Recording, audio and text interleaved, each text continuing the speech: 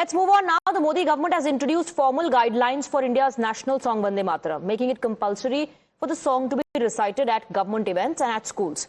While this practice may have been observed in the past as well, the new guidelines officially recognize the 3-minute 10 seconds version of the song, which includes all 6 stanzas as were originally written by Bankim Chandra Chatterjee. However, this decision has now riled up certain religious institutions. Arshad Madani, the principal of the Darul Uloom Deoband, has objected to the new guidelines issued by the centre.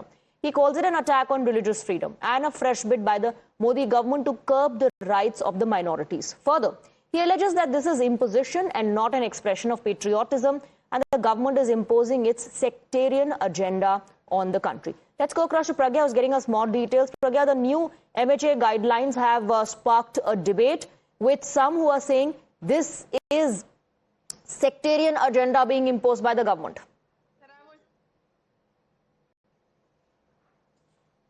Pragya, if you can hear me, go ahead.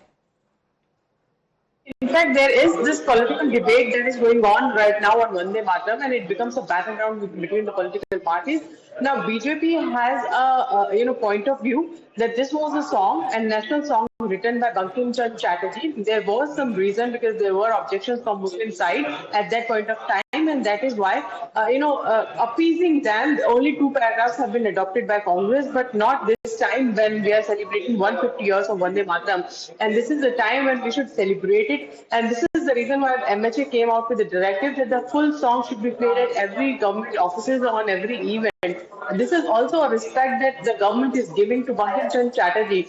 There was a reason why he wrote that particular song, and it was a tribute to motherland. And in fact, the reference to deities should no one object to that, is what BJP is saying, because this is the inspiration that he got from his own religion. But that does not mean that this is going to be imposed on minorities. You may sing, you may not sing, but it is going to be played. And the fact is that all of us are Indians, and all of us are living in some the cultural environment. But this has everything to do with the national song. You cannot go back in history and change it. This was written, and you should also accept it as it is a tribute to motherland, and has nothing much to do with the deities. Only the inspiration has been taken from Hindu deities. So it looks like the appeasement politics versus blame game is going to start again, especially at a time when West Bengal elections are around the corner. It becomes a very big issue.